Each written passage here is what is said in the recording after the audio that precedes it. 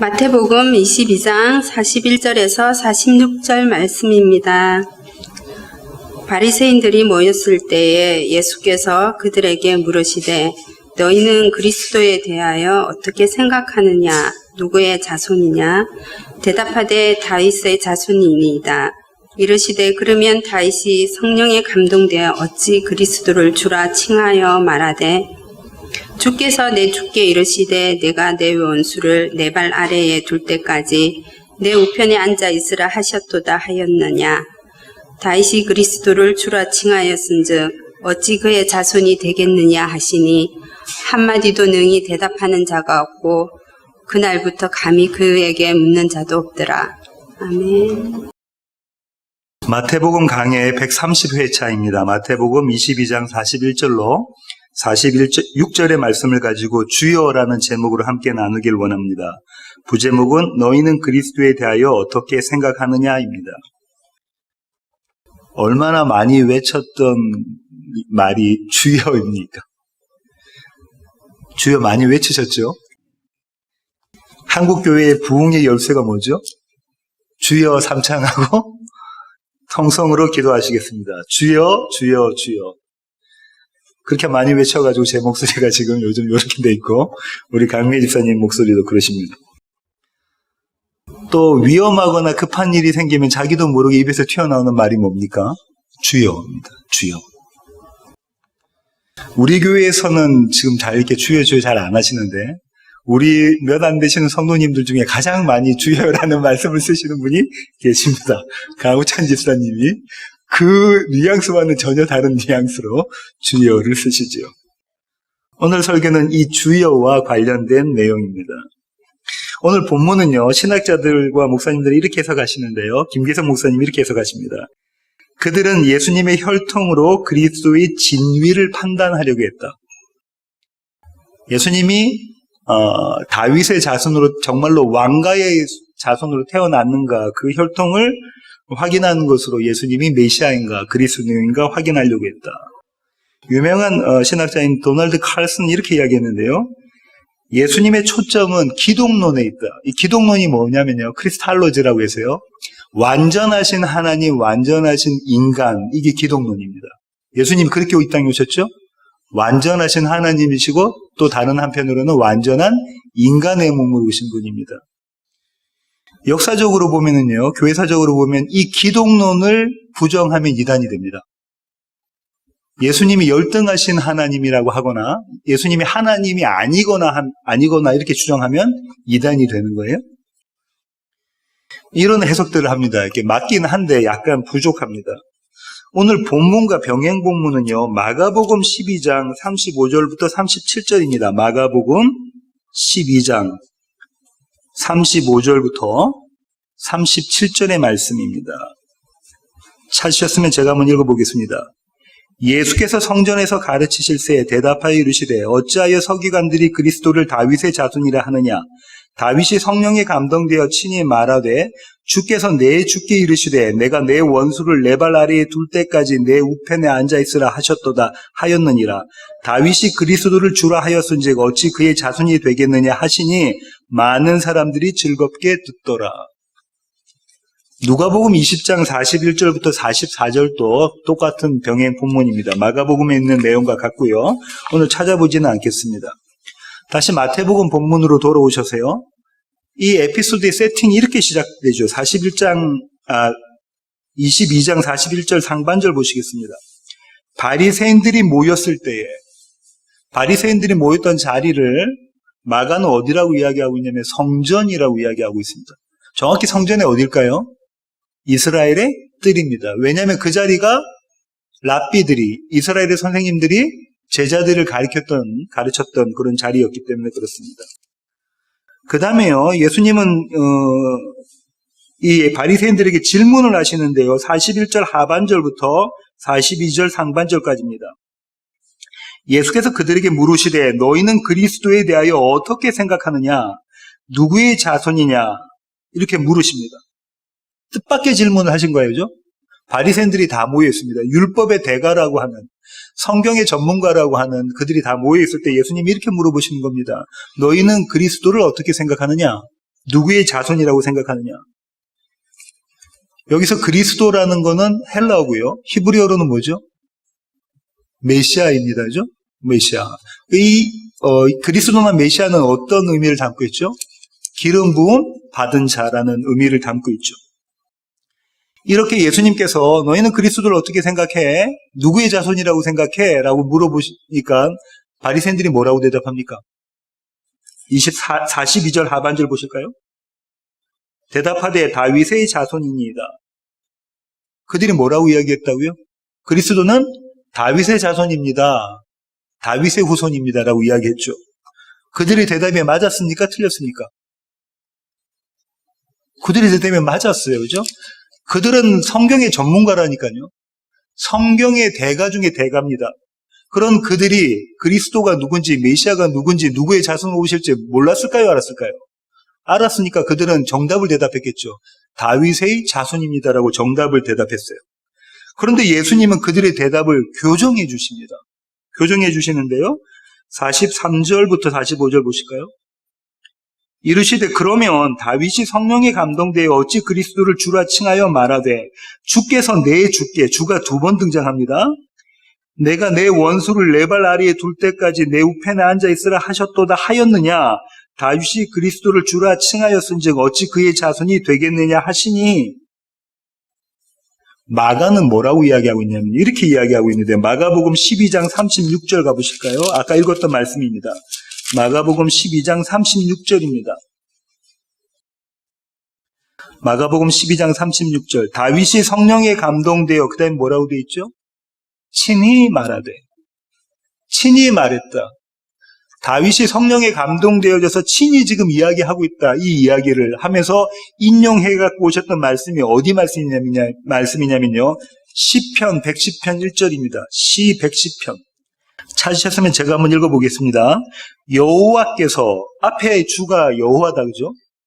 여호와께서 내 주에게 말씀하시기를 내가 내 원수들로 내 발판이 되게 하기까지 너는 내 오른쪽에 앉아 있으라 하셨도다.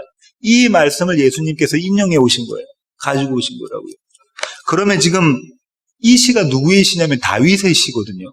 다윗이 지은 시입니다. 근데 지금 뭐라고 하냐면 앞에 주는 여호와 하나님이다. 그죠?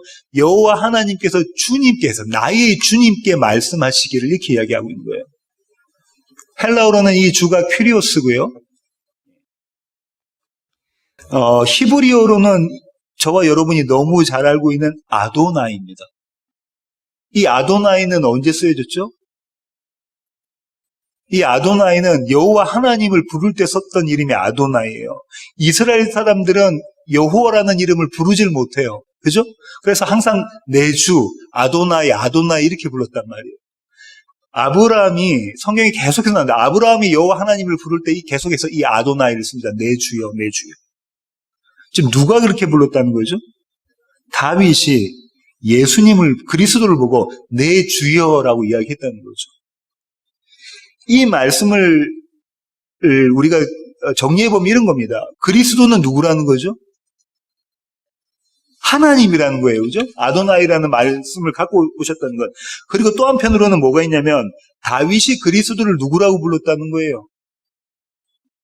하나님이라고 불렀고 나의 주인이라고 불렀다는 겁니다. 그죠? 어떻게 해요? 성령에 감동되어져서. 다윗이 스스로 할 수 있었다고요? 아니요, 없었습니다. 성령 하나님이, 그분의 영이 오셔야 누구를 누구로 부를 수 있다고요? 그리스도를 하나님, 나의 주인이라고 부를 수 있다고 이야기하고 있는 거죠. 그러고 난 다음에요, 다시 마태복음에 오셔서요. 마태복음 22장 46절 보실까요? 한마디도 능히 대답하는 자가 없고 그날부터 감히 그에게 묻는 자도 없더라. 대답도 질문도 할 수 없는 상황이 돼버렸습니다. 그날부터 뭐라고요? 감히. 그날부터 감히 예수께 물어보는 사람이 단 한 명도 없더라는 얘기입니다. 이 대단히 역설적인 모습인데요. 이 모습이 피조물이 창조주이신 하나님께 대하는 모습이에요. 감히 단 한마디도 물어보지 못하는 것. 왜 이렇게 저를 만드셨어요? 왜 이렇게 하셨습니까? 왜 이렇게 하셨나요? 이 이야기를 질문할 수 없는 모습이 이 모습인 거죠. 대단히 역설적인 모습이 바리새인들에게 지금 드러나고 있는 겁니다. 이렇게까지가 오늘 에피소드를 제가 정리를 쭉 해봤는데요. 그러면 이런 질문이 생각이 됩니다. 바리새인들이 그리스도가 메시아가 다윗의 자손으로 오신다고 했던 말이 정답이란 말이죠. 근데 그 정답을 예수님은 왜 틀렸다고 하셨을까? 예수님은 그들에게 왜 이런 질문을 하셨을까? 너희는 그리스도를 어떻다고 어떻게 생각하느냐? 누구의 자손으로 올 것이라고 생각하느냐? 왜 이 질문을 하셨을까? 그 질문이 잘못된 겁니까? 아닙니다. 구약은 신약은 전부 다 그리스도는 다윗의 자손으로 오신다고 예언하고 있거든요. 사무엘하 7장 11절부터 16절입니다. 사무엘하. 찾으셨으면 제가 한번 읽어보겠습니다. 전에 내가 사사에게 명령하여 내 백성 이스라엘을 다스리던 때와 같지 아니하게 하고 너를 모든 원수에게서 벗어나 편히 쉬게 하리라. 여호와가 또 내게 이르노니 여호와가 너를 위하여 집을 짓고 내 소환이 차서 내 조상들과 함께 누울 때에 내가 내 몸에서 날 내 씨를 내 뒤에 세워 그의 나라를 견고하게 하리라. 그는 내 이름을 위하여 집을 건축할 것이요 나는 그의 나라 왕위를 영원히 견고하게 하리라. 16절 내 집과 내 나라가 내 앞에서 영원히 보존되고 내 왕위가 영원히 견고하리라 하셨다 하라. 내 씨가 가깝게는 누구죠? 솔로몬입니다. 솔로몬 성전을 짓는. 그런데 궁극적으로는 누굴 이야기하는 거죠? 예수 그리스도를 말씀하고 계시는 거다. 그죠? 시편 89편 3절과 4절입니다. 시 89편 3절과 4절입니다. 주께서 이르시되 나는 내가 택한 자와 언약을 맺으며 내 종 다윗에게 맹세하기를 내가 내 자손을 영원히 견고히 하며 내 왕위를 대대에 세우리라 하셨나이다. 같은 89편 35절부터 37절 내가 나의 거룩함으로 한 번 맹세하였은즉 다윗에게 거짓말을 하지 아니할 것이라. 그의 후손이 장구하고 그의 왕위는 해같이 내 앞에 항상 있으며 또 궁창의 확실한 증인인 달같이 영원히 견고하게 되리라 하셨도다. 이사야 9장 6절부터 7절 너무나 잘 알고 계시는 그런 말씀이죠. 이는 한 아기가 우리에게 낳고 한 아들을 우리에게 주신 바 되었는데 그의 어깨에는 정사를 메었고 그의 이름은 기묘자라 모사라 전능하신 하나님이라 영존하시는 아버지라 평강의 왕이라 할 것임이라. 그 정사와 평강의 더함이 무궁하며 또 다윗의 왕자와 그의 나라에 군림하여 그 나라를 굳게 세우고 지금 이후로 영원히 정의와 공의로 그것을 보존하실 것이라. 만군의 여호와의 열심이 이를 이루시리라. 만군의 여호와의 열심으로 다윗의 나라가 영원히 굳게 설 것이라고 말씀하고 계시죠. 같은 이사야 11장 1절부터 4절 보실까요? 1절과 2절 먼저 보시겠습니다. 이새의 줄기에서 한 싹이 나며 그 뿌리에서 한 가지가 나서 결실할 것이요 그의 위에 여호와의 영 곧 지혜와 총명의 영이요 모략과 재능의 영이요 지식과 여호와를 경외하는 영이 강림하시리니. 예레미야 23장 5절입니다. 여호와의 말씀이니라 보라 때가 이르니 내가 다윗에게 한 의로운 가지를 일으킬 것이라. 그가 왕이 되어 지혜롭게 다스리며 세상에서 정의와 공의를 행할 것이며 그의 날에 유다는 구원을 받겠고 이스라엘은 평안히 살 것이며 그의 이름은 여호와 우리의 공이라 일컬음을 받으리라.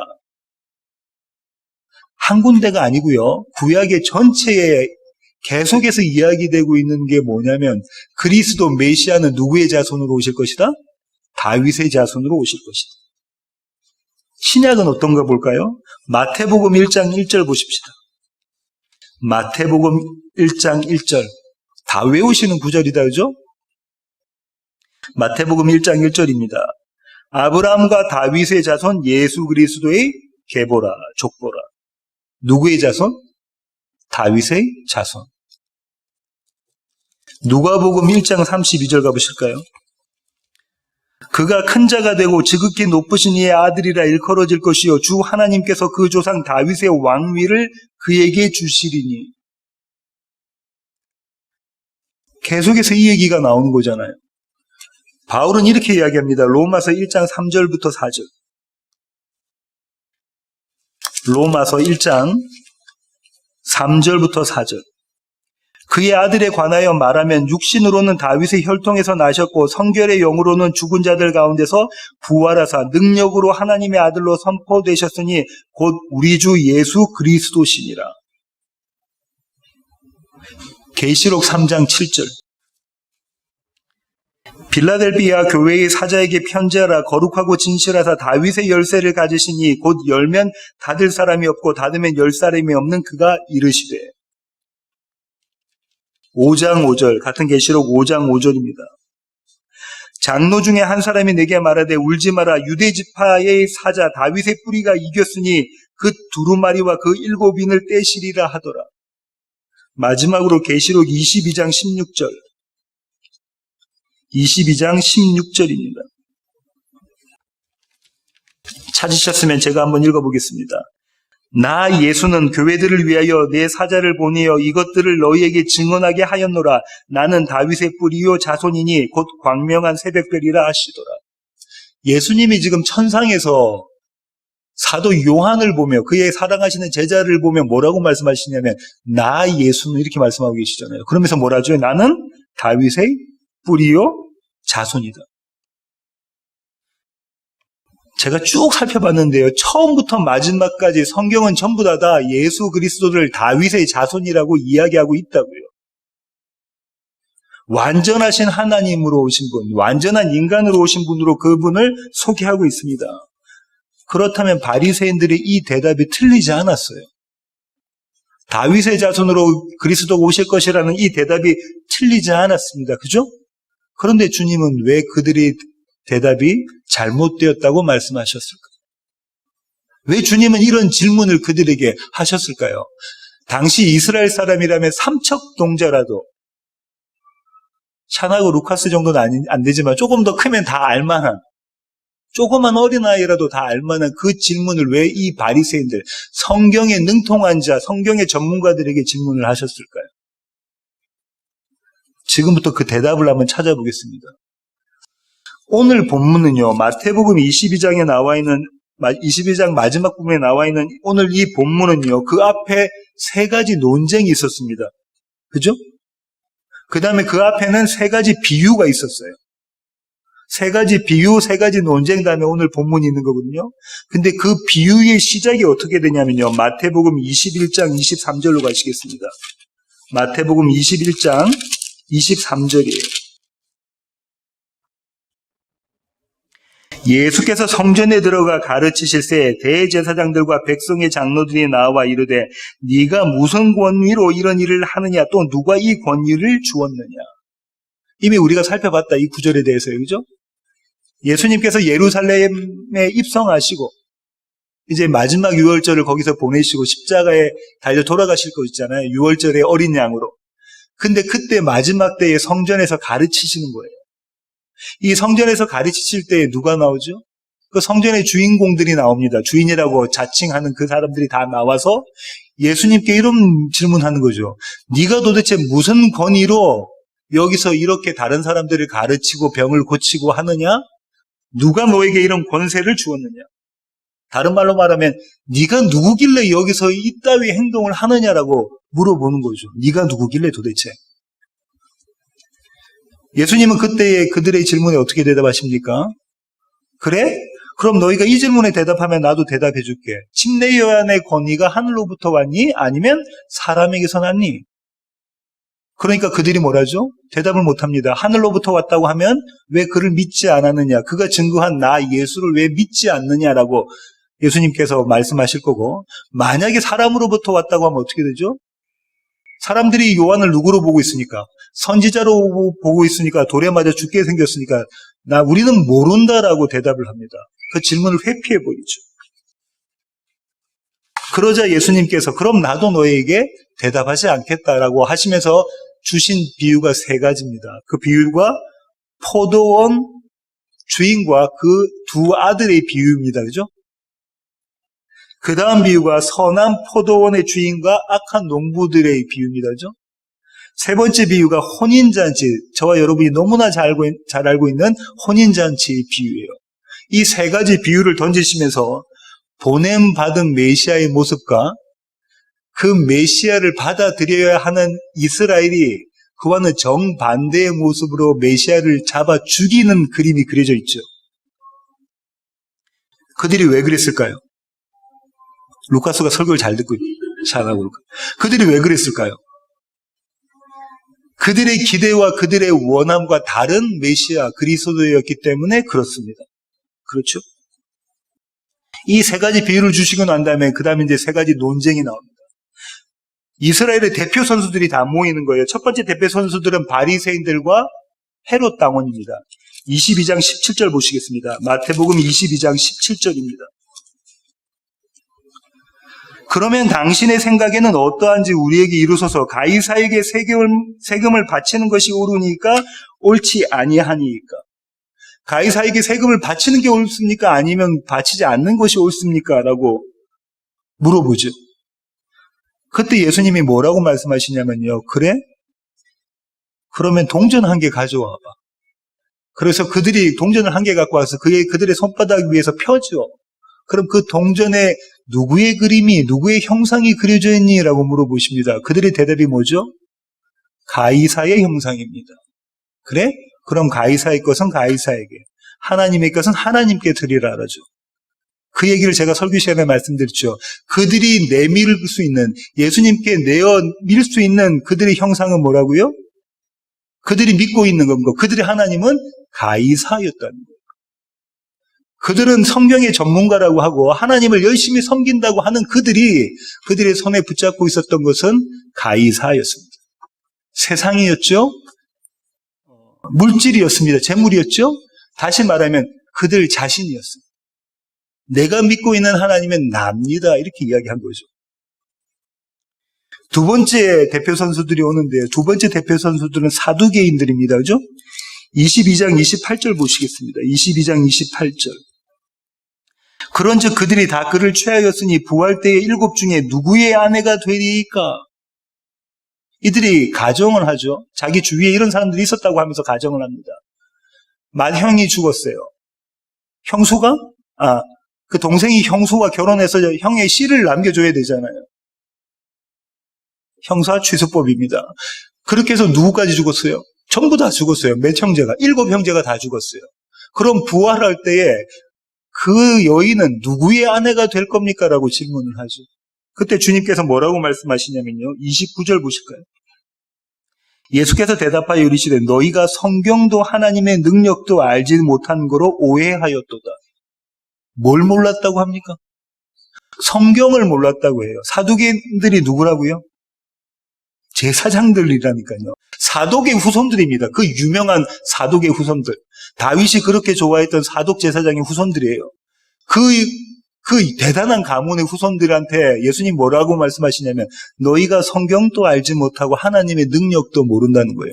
성경은 뭘 이야기하고 있다? 부활을 이야기하고 있다는 거죠. 부활. 그러면서요. 부활은 하나님의 약속, 하나님의 말씀 모른다는 거. 그것이 하나님의 약속이야. 부활 안에 하나님의 능력이 들어있는 거야. 그렇게 말씀해 주시면서 제가 그때 한 사건에 대해서 말씀을 드렸습니다. 그죠? 누구의 사건이냐면 마르다의 사건이에요. 마르다의 오라버지가 죽었죠. 그의 이름은 나사로입니다. 예수님이 그를 얼마나 사랑하셨냐면 자기의 친구처럼 사랑하셨잖아요. 그가 죽었어요. 죽은 지 나흘이나 되었습니다. 그때의 예수님과 이 마르다가 대화에 오고 가고 있을 때 마르다가 믿던 부활은 언제의 부활입니까? 나중에 이 세상이 다 마감할 때에 그때 부활을 할 것, 우리 오빠가 부활할 것 제가 믿습니다. 제가 알고 있습니다. 주님. 아니 마르다야. 그게 아니고 지금 부활이 있다니까? 지금 부활을 경험하는 자가 마지막 날에 그 부활을 경험하는 거야. 마지막 날에 부활이 있다고 네가 입으로는 이야기하고 있지만 지금 오늘 이 자리에서 네가 부활을 경험하지 못하면 마지막 날에 부활은 내게 없어. 이렇게 말씀해 주시는 거잖아요. 그러면서 뭐라고 하시죠? 나사로야 나오라. 나사로야 나오라 하니까 죽었던 자가 세마포 옷을 입고 그대로 나오죠. 주님 뭐라고 하시죠? 벗겨라. 걸어 다니게 해라. 그때 마르다가 뭘 경험합니까? 부활이라는 걸 경험하게 되죠. 마지막 대표 선수는요, 바리새인 중에 바리새인이라는 율법학자 서기관이었습니다. 그가 나와서 주님께 이렇게 물어봅니다. 22장 36절입니다. 선생님, 율법 중에서 어느 계명이 크니까? 당신이 이스라엘의 선생이라고 하면 이 정도는 알고 있어야 되죠. 율법 중에 어느 계명이 큽니까? 라고 물어봅니다. 예수님의 대답은 뻔한 거죠. 성경에서 어느 계명이 크다고 하죠? 하나님 사랑, 이웃 사랑. 그 주님이 그 대답을 하신 거예요. 뭐라고요? 하나님 사랑이 크고 첫 번째 되는 계명이고 둘째도 이와 같으니 이웃 사랑이 그것이다라고 말씀해 주시죠. 이들은 하나님 사랑과 이웃 사랑을 얼마나 열심히 지켰냐면요. 자기의 목숨을 내어놓고 지켰던 자들입니다. 누가요? 바리새인들이요. 서기관들이요. 율법학자들이요. 부자 청년, 관리였던 젊어서부터 돈도 갖고 있고 명예도 있고 재물도 갖고 있고 모든 것을 다 갖췄던 엄친아죠. 그 엄친아 부자 청년이 예수님께 찾아와서 물었던 게 뭐죠? 제가 어떻게 해야 천국에 들어갈 수 있습니까, 주님이? 어떤 계명을 지켜야 되죠? 주님 뭐라고 말씀하시죠? 하나님을 섬겨, 하나님을 사랑해, 이웃 사랑해. 그 부자 청년이 뭐라고 합니까? 제가 이건 어려서부터 다 지켰습니다. 제게 무엇이 부족합니까? 그거 말씀해 주세요. 제가 지켜버리니까, 버릴 테니까요. 주님 말씀만 하시면 내가 다 지켜내겠습니다라고 부자 청년이 이야기하죠. 그래? 그럼 내가 너에게 질문 한 개 할게. 갖고 있는 재물 다 팔아. 그리고 너 이웃에게 줘. 그리고 너는 나를 따라 내 제자가 돼. 네가 할 수 있으면 해봐. 그 부자 청년이 어떻게 돌아갔다고요? 근심하며 돌아가니라. 왜요? 그가 섬겼던 하나님은 여호와 하나님이 아니었고 재물이었어요. 그 자신이었잖아요. 그가 섬겼던 이웃은 아니었어요. 자기 자신이었어요. 이웃이 정말로 이웃이 아니었어요. 단 하나라도 주님께 그 다음에 이웃에게 섬길 수 있는, 사랑을 베풀 수 있는 자가 아니었다는 게 고발되어졌죠. 주님께서 지금 그 부자 청년에게 뭐라고 말씀하신 거냐면 너희는 사랑할 수 없는 자야. 그죠? 율법학자에게 뭐라고 말씀하시냐면 너희는 사랑할 수 없는 자야. 너는 강도 만난 자야. 선한 사마리아인의 도움이 필요한 자다. 네가 사랑할 수 있는 게 아니라 네가 그 사랑을 받아야 되는 자야. 이렇게 말씀해 주시죠. 그 사랑으로 서로 사랑해. 이렇게 말씀해 주시는 겁니다. 뭔가냐면 이런 거죠. 네가 완전히 죽어야 예수 그리스도의 사랑이 드러나 그 사랑으로 사랑하는 거야. 너의 열심으로 너의 사랑으로는 그건 흉내내는 사랑일 뿐 그것은 사랑이 아니야 라고 말씀해 주신 거죠. 이렇게 세 가지 논쟁이 끝나고 난 다음에 오늘의 에피소드가 있습니다. 오늘의 에피소드에서 주님께서 바리새인들에게 뭐라고 물어보셨다고요? 너희는 그리스도를 어떻게 생각하니? 이 길었던 세 가지 비유와 세 가지 논쟁 다음에 이 질문이 있잖아요. 처음 질문이 뭐였다고요? 그들이 예수님께 했어요. 뭐라고요? 무슨 권위로 여기서 가르치고 무슨 권위를 누가 너에게 그 권위를 주니? 넌 도대체 누군데 이렇게 하니? 감히 네가 누구길래? 예수님께서 오히려 그들에게 물어보시죠. 너희는 그리스도를 어떻게 생각하니? 이 맥락 가운데 지금 있는 거예요. 이 질문이. 왜 그들께 예수님은 질문하셨죠? 예수님 왜 그들에게 이런 질문을 하셨습니까? 그들이 생각하는 다윗의 자손과 성경에서 말하는 다윗의 자손은 다르다라는 걸 가르쳐 주시기 위해서 그렇습니다. 그들은 그들이 기대하고 그들이 원하는 대로 다윗의 자손을, 메시아를, 그리스도를 기다리고 있었던 겁니다. 그죠? 그들이 기다리던 다윗의 자손은 누굽니까? 다윗의 혈통으로, 다윗의 왕가의 후손으로 나와서 이 로마의 압제로부터 이스라엘을 구해내고 다윗과 솔로몬이 차지했던 영광, 이 대단한 영광입니다. 당시에 그 지방에서 최고의 나라였어요. 그 최고의 나라가 되기 위한 그것을 이루실 메시아, 그리스도, 그들이 원했던 그리스도 메시아는 그런 사람들이었죠. 다시 말하면 나를 확장시켜주고 나에게 영광을 갖다 주, 나의 원함을 들어줄 그런 메시아를 그들이 원했습니다. 그들이 원하는 메시아는요, 하나님이 아니고요, 우상입니다. 우상. 출애굽기 32장 1절부터 6절 보시겠습니다. 출애굽기 32장. 백성이 모세가 산에서 내려옴이 더딤을 보고 모여 백성이 아론에게 이르러 말하되 일어나라 우리를 위하여 우리를 인도할 신을 만들라. 이 모세 곧 우리를 애굽 땅에서 인도하여 낸 사람은 어찌 되었는지 알지 못함이니라. 아론이 그들에게 이르러 너희의 아내와 자녀의 귀에서 금고리를 빼어 내게로 가져오라. 모든 백성이 그 귀에서 금고리를 빼어 아론에게로 가져가며 아론이 그들의 손에서 금고리를 받아 부어서 조각칼로 새겨 송아지 형상을 만드니 그들이 말하되 이스라엘아 이는 너희를 애굽 땅에서 인도하여 낸 너희의 신이로다 하는지라. 아론이 보고 그 앞에 제단을 쌓고 이에 아론이 공포하여 이르되 내일은 여호와의 절일이니라 하니라. 이튿날에 그들이 일찍이 일어나 번제를 드리며 화목제를 드리고 백성이 앉아서 먹고 마시며 일어나서 뛰놀더라.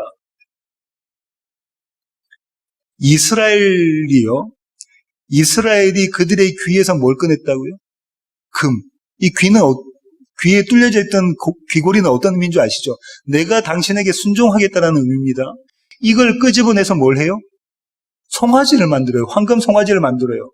근데 그거를 누구라고 부른다고요? 여호와라고 부릅니다. 우리를 애굽에서 인도해낸 여호와가 여기 있다라고 이야기하고 있는 거예요. 황금 송아지를 가지고죠.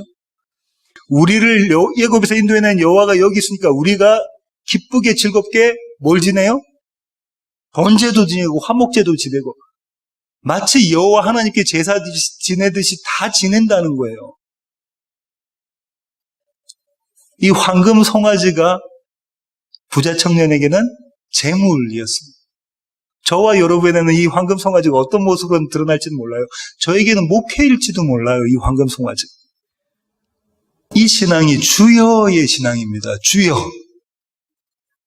소리가 좀 작았지요. 주여! 이렇게 소리를 지르고 내 소원을 들어달라고 외치는 그거. 이들과 별반 다를 게 없습니다. 그죠?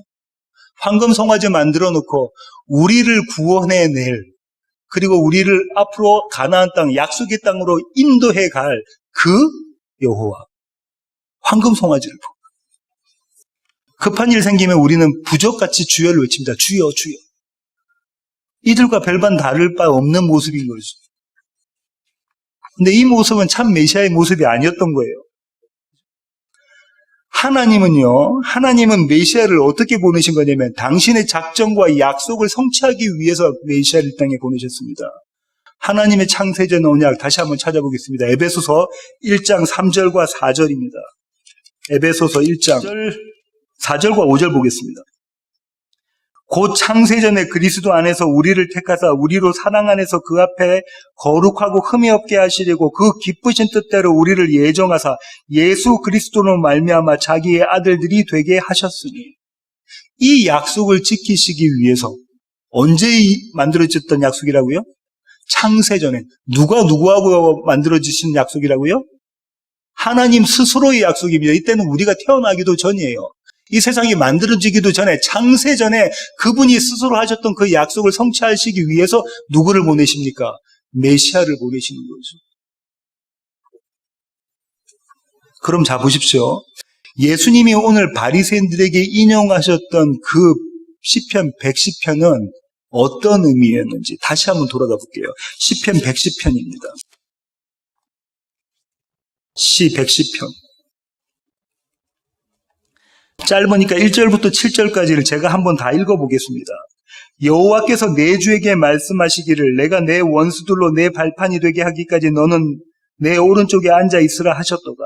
여호와께서 시온에서부터 주의 권능의 규를 내보내시리니 주는 원수들 중에서 다스리소서. 주의 권능의 날에 주의 백성이 거룩한 옷을 입고 즐거이 헌신하니 새벽 이슬 같은 주의 청년들이 주께 나오는도다.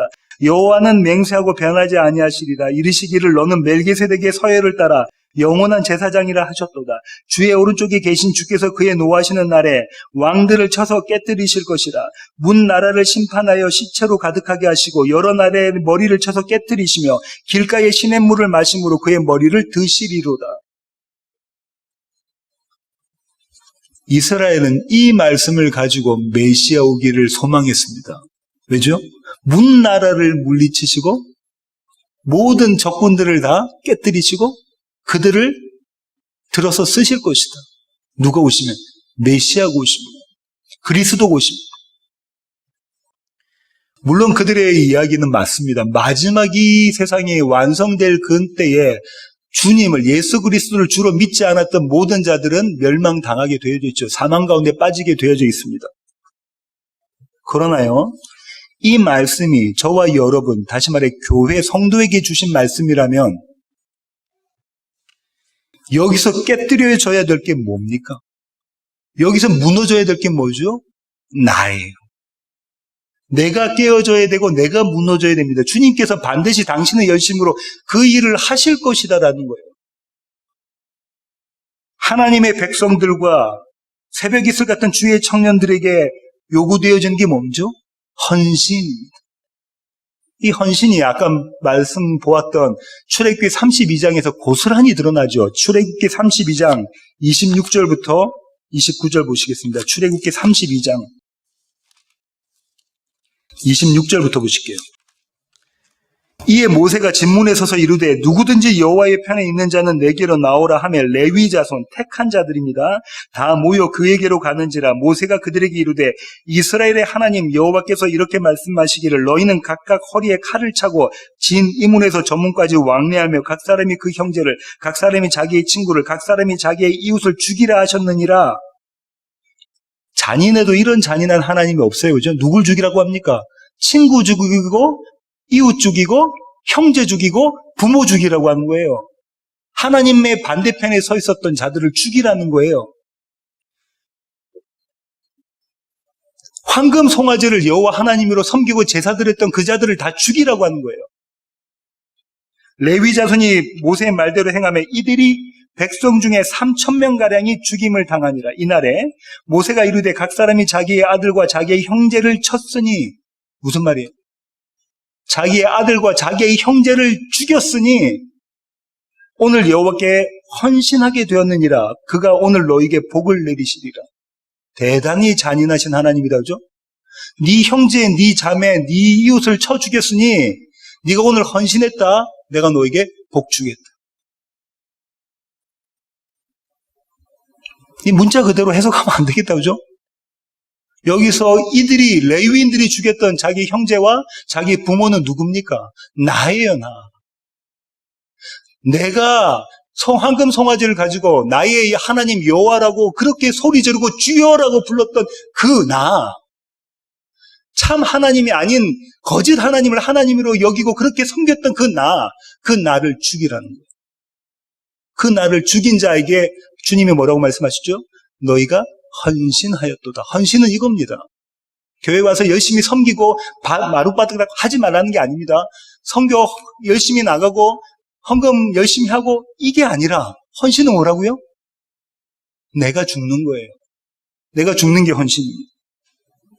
다윗의 영광을 바르던 그들에게 더 큰 영광으로 오신 예수 그리스도예요. 더 큰 영광으로. 그러나 그분은요, 그들이 원하는 그리스도는 아니었어요. 이스라엘이 원하는 그리스도는 아니었습니다. 그래서 이스라엘 선택이 뭔지 아세요?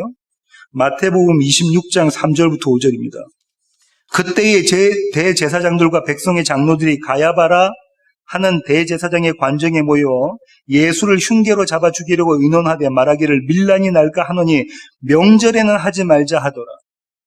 그들의 결론은 뭐라고요? 예수를 죽이는 겁니다. 왜요? 그들이 원하는 그리스도가 아니었거든요.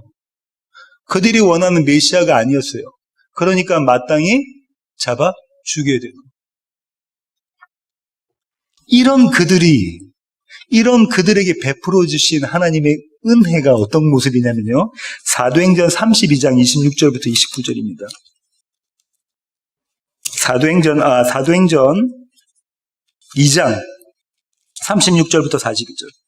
사도행전 2장 36절부터 42절. 그런즉 이스라엘 온 집은 확실히 알지니 너희가 십자가에 못 박은 이 예수를 하나님이 주와 그리스도가 되게 하셨느니라 하니라. 그들이 이 말을 듣고 마음에 찔려 베드로와 다른 사도들에게 물어 이르되 형제들아 우리가 어찌할꼬 하거늘 베드로가 이르되 너희가 회개하여 각각 예수 그리스도 이름으로 침례를 받고 죄사함을 받으라. 그리하면 성령의 선물을 받으리니 이 약속은 너희와 너희 자녀와 모든 먼 데 사람 곧 주 우리 하나님이 얼마든지 부르시는 자들에게 하신 것이라 하고 또 여러 말로 확증하여 권하여 이르되 너희가 이 패역한 세대에서 구원을 받으라 하니 그 말을 받은 사람들은 침례를 받음에 이날의 신도의 수가 얼마나 3,000이나 더하더라. 어떤 모습을 그대로 염두에 둔 겁니까? 조금 전에 읽었던 출애굽기 32장에서 황금 송아지를 여호와 하나님으로 섬겼던 그 자들이 몇 명이 죽었다고요? 3,000명이 죽었던 그 모습이 그대로 연결된 그림이죠. 오늘 설교의 결론을 몇 개를 맺으려고 하는데요. 죄송합니다. 오늘의 설교의 결론이 좀 깁니다.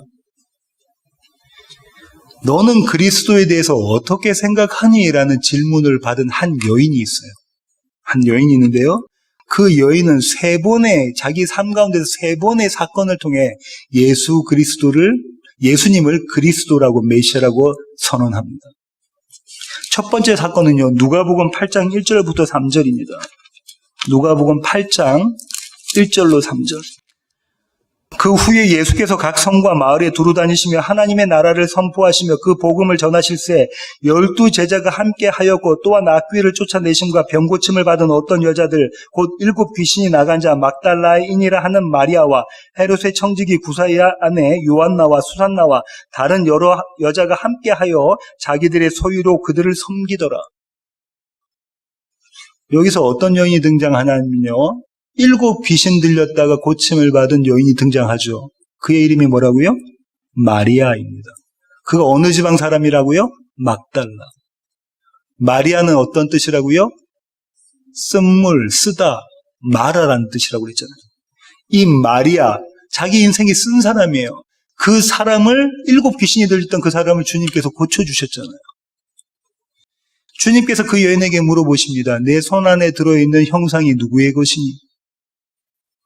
그때 막달라 마리아가 이렇게 이야기죠. 나의 형상은 귀신입니다. 가이사입니다. 주님 그를 고쳐주시죠. 그래서 그 귀신 들렸던 자가 자유함을 얻게 하십니다. 마르다는요, 그렇게 그리스도 예수님을, 메시아를 경험합니다. 두 번째 사건은요, 그 바로 앞에 있는 누가복음 7장 36절부터 50절인데요. 누가복음 7장 36절부터 50절인데요. 한 바리새인이 예수께 자기와 함께 잡수시기를 청하니 이에 바리새인의 집에 들어가 앉으셨을 때에 그 동네에 죄를 지은 한 여자가 있어 예수께서 바리새인의 집에 앉아 계심을 알고 향유 담은 옥합을 가지고 와서 예수의 뒤로 그 발 곁에 서서 울며 눈물로 그 발을 적시고 자기 머리털로 닦고 그 발에 입 맞추고 향유를 부니 예수를 청한 바리새인이 그것을 보고 마음에 이르되 이 사람이 만일 선지자라면 자기를 만지는 이 여자가 누구며 어떠한 자 곧 죄인인 줄 알았으리라 하거늘 예수께서 대답하여 이르시되 시몬아 내가 내게 이르는 말이 있다 하시니 그가 이르되 선생님 말씀하소서. 이르시되 빚 주는 사람에게 빚진 자가 둘이 있어 하나는 500데나리온을 줬고 하나는 50데나리온을 줬는데 갚을 것이 없으므로 둘 다 탕감하여 주었으니 둘 중에 누가 그를 더 사랑하겠느냐? 시몬이 대답하여 이르되 내 생각에는 많이 탕감을 받은 자니이다. 이르시되 내 판단이 옳다 하시고 그 여자를 돌아보시며 시몬에게 이르시되 이 여자를 보느냐? 내가 네 집에 들어올 때 너는 내게 발 씻을 물도 주지 아니하였으되 이 여자는 눈물로 내 발을 적시고 그 머리털로 닦았으며 너는 내게 입 맞추지 아니하였으되 그는 내게 들어올 때로부터 내 발에 입 맞추기를 그치지 아니하였으며 너는 내 머리에 감람유도 붓지 아니하였으되 그는 향유를 내 발에 부었느니라. 이러므로 내가 내게 말하노니 그 많은 죄가 사하여졌도다. 이는 그 사랑함이 많음이라. 사함을 받은 일이 적은 자는 적게 사랑하느니라. 이에 여자에게 이르시되 내 죄 사함을 받았느니라 하시니 함께 앉아있는 자들이 속으로 말하되 이가 누구이기에 죄도 사는가 하더라. 예수께서 여자에게 이르시되 내 믿음이 너를 구원하였으니 평안히 가라 하시니. 너무나 유명한 향유 옥합을 깨뜨린 여인의 이야기다죠. 복음서에서요, 이 이야기가 3군데 딱 등장하는데요. 마가복음과 누가복음과 요한복음입니다. 마가복음과 요한복음에서는 누구를 이야기하냐면요, 마리아를 또 이야기하는데요. 나사로의 동생, 마르다가 언니고 그 밑에가 마리아잖아요. 그 마리아가 예수님께 향유옥합을 깨트린 장면이 나와요. 신학자들은 대부분 이 두 가지 사건이 다른 사건이라고 이야기합니다. 왜냐하면 장소가 달라요. 하나는 유대고 하나는 갈릴리고요. 그 다음에 그 안에 있는 내용이 다릅니다. 조금 전에 읽었던 내용과 전혀 다른 내용의 이야기가 그려져 있죠. 많은 신학자들은요, 여기에 나와 있는 이 여인이 막달라 마리아가 아니라고 이야기를 해요. 그건 증거를 될 수 없다는 거죠. 그런데 중세시대의 교황 중에 한 명이 이 사람이 막달라 마리아라고 이야기를 한 적이 있어요. 설교를 한 적이 있어요. 그런데 신학자들은 그 사람이 이야기했던 그게 성경적으로는 증거가 빈약하다고 이야기를 하는 거예요. 소수의 신학자들은 그렇게 이야기하지 않는데요. 소수의 신학자들은 이 자가 아마도 막달라 마리아였을 것이다라고 생각을 합니다. 왜 그러냐면요. 조금 전에 읽었던 8장 1절부터 3절까지 때문에 그래요. 이 향유옥합 사건 다음에 있는 8장 1절부터 3절에 여인들이 소개되고 있는데 그 여인들 중에 막달라 마리아라는 여인이 설명이 되어져 있고 7 귀신 들렸다가 해방된 자라고 소개되어져 있는 거죠. 왜 하필 이 별 의미가 없는 구절을 여기다 넣었을까? 누가가. 이 여인들에 대한 소개 말이죠. 딱 단 세 구절이 나오는데 아마도 그것은 앞에 사건에 이 여인 중에 한 명이 있었기 때문이다라고 추정하는 것이 합리적일 거라고 생각합니다. 그래서 저는 이 여인이 막달라 마리아라고 추정합니다. 그러면은요, 이 막달라 마리아의 이 혹합을 깨트리는 현장에서 잔치를 베푼 사람이 누굽니까? 누가 잔치를 베풀었죠? 바리새인 시몬이 잔치를 베풀었어요. 그 바리새인 시몬은 어떤 자냐면 하나님 사랑, 이웃 사랑을 내가 열심으로 극진히 정성을 다해서 하는 자라고 자기 자신이 그렇게 생각했던 사람이에요. 다른 사람도 그렇게 봐줬던 사람이에요. 근데 그 자리에서 그는 하나님을 사랑할 수도 없는 자, 이웃은 사랑하지도 못하는 자라고 선언되어집니다. 고발되어지죠. 뭐라고 하죠? 저 여인이 어떤 자인 줄 알면, 어떤 죄인인 줄 알면, 자기에게 손대고 있는 저 여인이 어떤 죄인 줄 알면 그렇게 하지 않았을 텐데 라고 예수님을 질책하잖아요. 그 여인은 이웃이 아니었던 거죠. 이 여인은요, 예수님께 이런 질문을 듣습니다. 여인아, 네가 나를 사랑하니? 네가 정말로 나를 사랑하니? 47절 보실까요? 이러므로 내가 내게 말하노니 그의 많은 죄가 사하여졌도다. 이는 그의 사랑함이 어떻다고요? 많음이라. 그의 사랑함이 많음이라. 이 여인이 지금 뭘 경험하고 있는 거냐면요, 주님의 사랑이 아니면 나는 사랑할 수 없는 자입니다라고 고백하고 있는 거예요. 주님의 사랑이 없으면 나는 사랑할 수 없는 자입니다라고 고백하고 있는 거라는 거예요. 전제가 뭐죠? 용서함을 많이 받은 자는 더 많이 사랑한다. 전제가 예수님께서 그렇게 하셨죠. 주님의 사랑을 많이 받은 자는 사랑한다라는 거예요. 이 사랑이 아니면, 이 주님의 사랑이 없으면 나는 결코 사랑할 수 없는 자입니다 라는 고백을 한 여인이 이 여인인 거죠.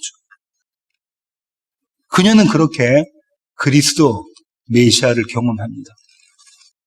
그녀의 인생에서 마지막 사건은요, 요한복음 20장 11절부터 18절입니다. 요한복음 20장 11절부터 18절. 마리아는 무덤 밖에서 서서 울고 있더니 울면서 구부려 무덤 안을 들여다보니 흰옷 입은 두 천사가 예수의 시체 누였던 곳에 하나는 머리편에 하나는 발편에 앉았더라. 천사들이 이르되 여자여 어찌하여 우느냐? 이르되 사람들이 내 주님을 옮겨다가 어디에 두었는지 내가 알지 못함이니이다. 이 말을 하고 뒤로 돌이켜 예수께서 서 계신 것을 보았으나 예수이신 줄을 알지 못하더라. 예수께서 이르시되 여자여 어찌하여 울며 누구를 찾느냐 하시니 마리아는 그가 동산지기인 줄 알고 이르되 주여 당신이 옮겼거든 어디 두었는지 내게 이르소서 그리하면 내가 가져가리이다. 예수께서 마리아야 하시거늘 마리아가 돌이켜 히브리 말로 라보니 하니 이는 선생님이라는 말이라. 예수께서 이르시되 나를 붙들지 말라. 내가 아직 아버지께로 올라가지 아니하였노라. 너는 내 형제들에게 가서 이르되 내가 내 아버지 곧 너희 아버지 내 하나님 곧 너희 하나님께로 올라간다 하라 하시니 막달라 마리아가 가서 제자들에게 내가 주를 보았다 하고 또 주께서 자기에게 이렇게 말씀하셨다 이르느니라. 이 마리아가 어떤 말이냐면요, 20장 1절 보세요. 안식 후 첫날 일찍이 아직 어두울 때에 막달라 마리아가 무덤에 와서 돌이 무덤에서 옮겨진 것을 보고. 누구라고요? 막달라 마리아. 이 여인이 예수님의 부활을 믿었을까요? 이 여인이 예수님의 부활을 믿었습니까? 아니요, 믿지 못했습니다. 9절 한번 보실게요. 그들은 성경에 그가 죽은 자 가운데서 다시 살아나야 하리라 하신 말씀을 아직 알지 못하더라. 누가요? 제자들이 그랬어요. 제자들이 그 말씀을 들었습니다. 뭐라고요? 내가 죽은 지 사흘 만에 다시 살아나리라.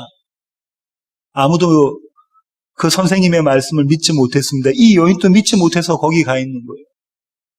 그래서 뭐라죠? 예수님을 동산직이라고 착각하고 시체를 어디다 옮기셨으면 저에게 주세요. 제가 장사 지내려고 해요. 이렇게 이야기하고 있는 거죠. 그렇게 부활을 모르는 자들. 네가 하나님의 말씀도 알지 못하고 네가 하나님의 능력도 모르는구나라고 지금 이 여인에게 막달라 마리아에게 주님 말씀해 주시면서 그에게 하나님의 말씀이 무엇인지, 하나님의 약속이 무엇인지, 하나님의 능력, 하나님의 부활의 능력이 무엇인지를 경험하게 하십니다. 뭐라고 하시냐면요. 그의 이름을 부르죠. 마리아야. 마리아야. 그때 이 여인은 비로소 부활의 예수 그리스도를 경험하게 되는 겁니다. 이 여인이 부활의 그리스도를 경험하고 난 뒤에 뭐라죠? 뭐라고 이야기합니까? 내가 주를 보았다. 내가 주를 보았어. 내가 살아나신 주, 부활하신 그 주를 내가 보았어. 내가 주님을 보았습니다. 내가 그리스도를 경험했습니다. 유대, 이스라엘 모든 사람이 알고 있는 그 그리스도가 아니라 성경이 말하는 창세전에 하나님께서 예언하시고 약속하셨던 그 그리스도를 내가 보았습니다. 라고 이 마리아가 이야기를 하네요. 이 마리아는 누구를 이야기한다고요? 교회를 이야기합니다. 저와 여러분을 이야기하는 거죠. 주님은 반드시 저와 여러분을 이 자리에 세우신다는 겁니다. 그분의 열심. 주님은 오늘 또 저와 여러분에게 물어오십니다. 너는 그리스도에 대해서 어떻게 생각하니? 너는 메시아를 누구라고 생각하니? 네가 생각하는 하나님은 누구니? 너의 주는, 너의 하나님은 누구니? 라고 물어오십니다. 그때 바로 그 자리에서 저와 여러분이 예수님께 드릴 대답은요, 사도 베드로의 대답입니다. 마태복음 16장 15절부터 16절입니다. 이르시되 너희는 나를 누구라 하느냐? 시몬 베드로가 대답하여 이르시되 주는 그리스도시요 살아계신 하나님의 아들이십니다.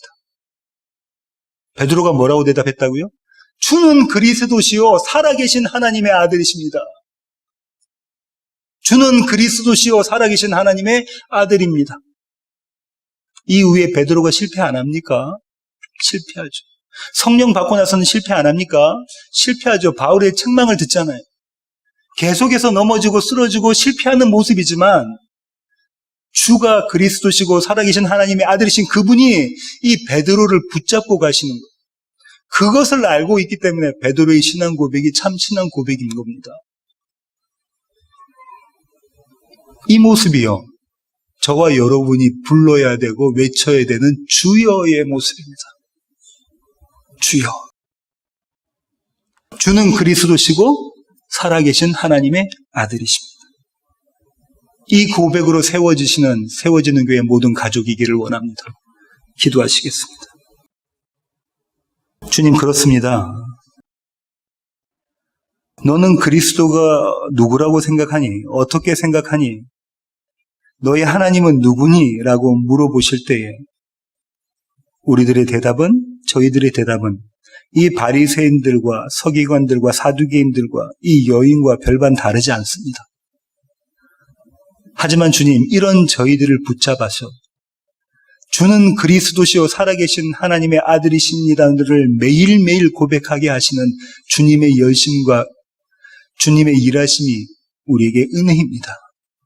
이 은혜를 속속특별히 알아가는 세워지는 교회 모든 교회 가족 될 수 있도록 저희들을 붙잡아 주시옵소서. 이제는 우리 주 예수 그리스도의 놀라우신 구원의 은혜와 하늘 아버지의 크고 극진하신 사랑과 우리 안에 내주하셔서 우리로 하여금 주여를 외치게 만들어 가시는 성령님의 충만하심, 이제 주님 앞에 머리 숙인 세워지는 교회 모든 지체들 머리 위에 이제로부터 영원토록 함께 하시기를 예수 그리스도의 귀하신 이름으로 간절히 축원하옵나이다. 아멘.